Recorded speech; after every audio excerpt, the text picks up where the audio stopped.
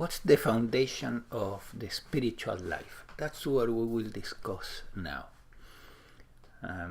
Another title for this YouTube could be the 4 pillars of well-being,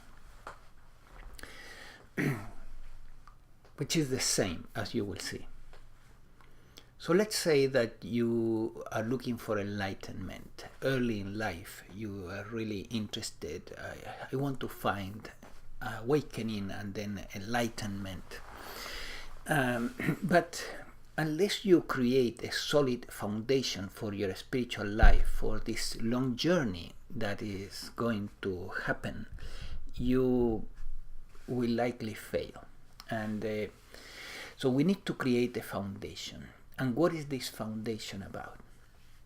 Well, picture old times where you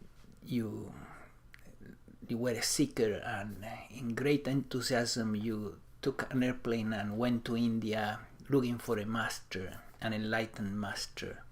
And finally you find this yogi, that is living in an ashram close to the Ganges. And then if you're lucky, he or she receives you as a disciple. And then the first thing that this yogi is going to do is he's going to give you a sadhana, right? That was in the old times, but still there is something like that going on in India. This sadhana was a lifestyle, was a routine. So you were expected, to follow that routine during the day, and if you followed that routine, supposedly this was going to help your mind, body, organism to function correctly. And that is the foundation of the spiritual life. You have to have as good health as possible, not only physically but also mentally. So this type of sadhanas, they consisted, for example, in you wake up at 3 in the morning, and at 3:30 you are bathing in the Ganges. It's very cold, close to the Himalayas, but still that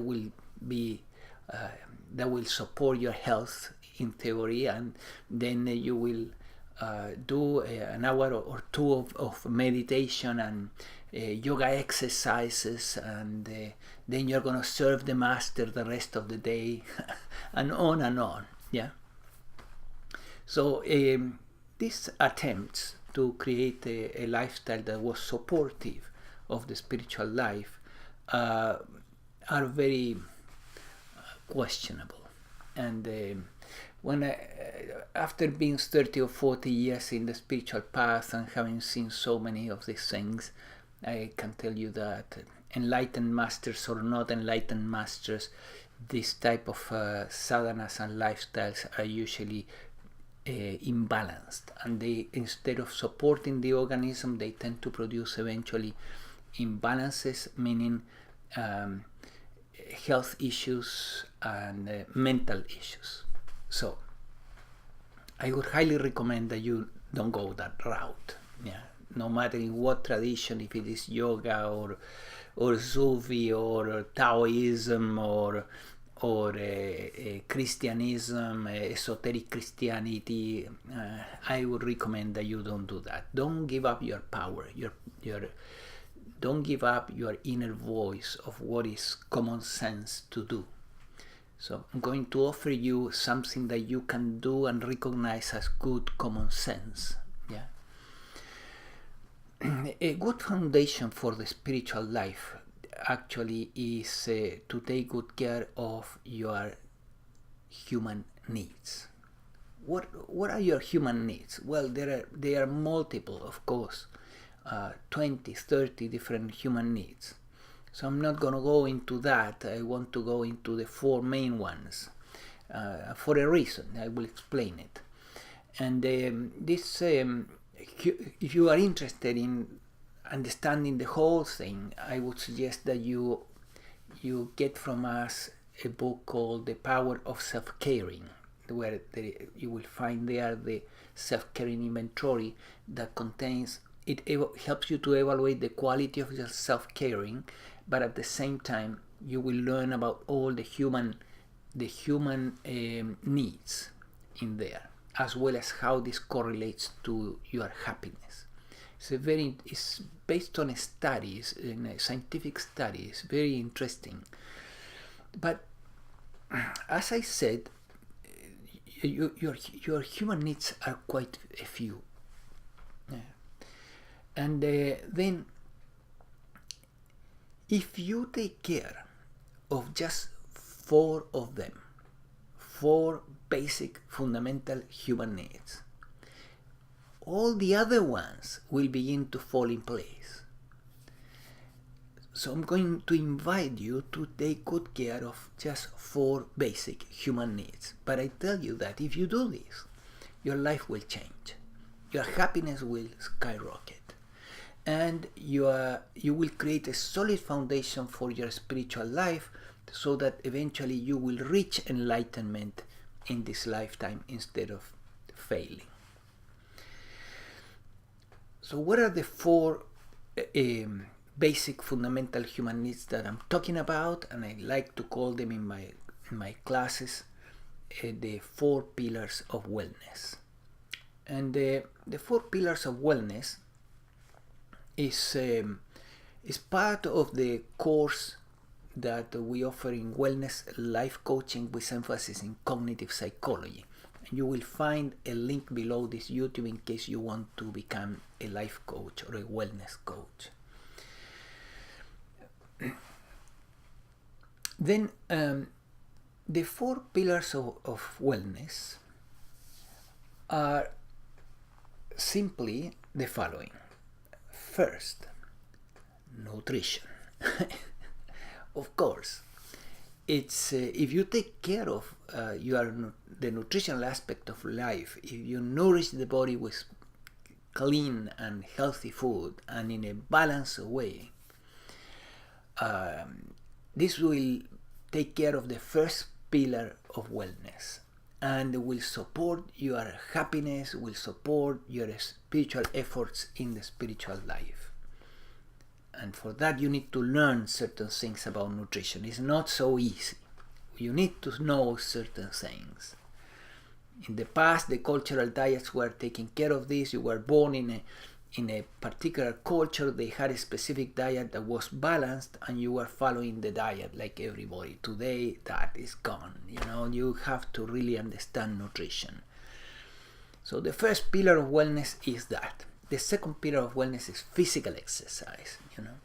Physical exercise can really help you to be happy and healthy. And there is plenty of research supporting this. So, the third pillar of wellness is thinking positively. Doing physical exercise and taking care of your diet correctly and having a balanced diet will help you immensely to have positive thoughts. The mind is intimately connected to the first 2 variables, but that is not enough in itself.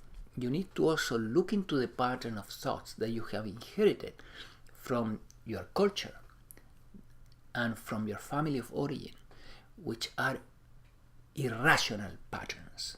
And you need to identify them and remove them from your mind. And that's where it comes cognitive psychology into the picture. That's why the course that we offer is on wellness life coaching with emphasis in cognitive psychology.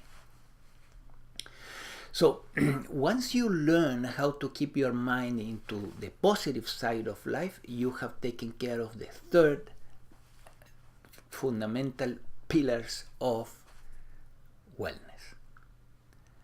And then the fourth pillar is to find your vocation in life and to pursue it. No one is happy doing something that they hate 8 hours a day, or they don't hate it but they don't like it either, and no one is healthy in that situation. If you haven't found your vocation, you need to keep looking for it and moving towards it. It's not just knowing what you want, it's also having the guts to pursue it in one way or another, even if you do it gradually. Even if you don't take great risks, but you need to move in that direction. You have no choice. It's impossible to be happy just doing something that you hate all day long. Away from your vocation, away from your mission in life. So these are the 4 pillars of wellness.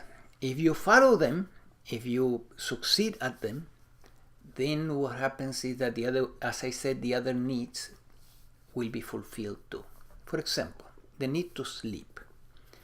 It's very likely that if you spend your day doing something that you love, and you did physical exercise, and you had positive thoughts, you will go to sleep at night and your brain will want to rest. And then your need for good sleep and sound sleep for at least 7 or 8 hours will be fulfilled too. If you have the need, like most people that have the need to find a couple in life, then by taking care of these 4 pillars of wellness, it's very likely that you will attract the right partner in life. You will be more, people will want to be with you because you will be happy, and people like to be around happy people and healthy people. And the best thing you can offer, or one of the best things you can offer to your partner, is to take good care of yourself. It's really problematic when your partner doesn't take care of him or herself, because their health will deteriorate and you will pay the price. So similarly, what you do in regard to taking care of yourself is a gift to your partner. Therefore, by taking care of these 4 pillars, of these 4 basic needs, all the other ones will begin to fall in place. So there is here a very simple path to greater happiness in life and to create a solid foundation for the spiritual lives. Above this, you need to find a way to attain awakening first and enlightenment later. So that's something that we deal with in the course that follows this one that I'm talking about, which is Psychology of Consciousness, with emphasis in this case in non-duality. So I hope this helps to clarify the subject of how to create a solid foundation for your spiritual life and for your happiness. Take care and check the link below.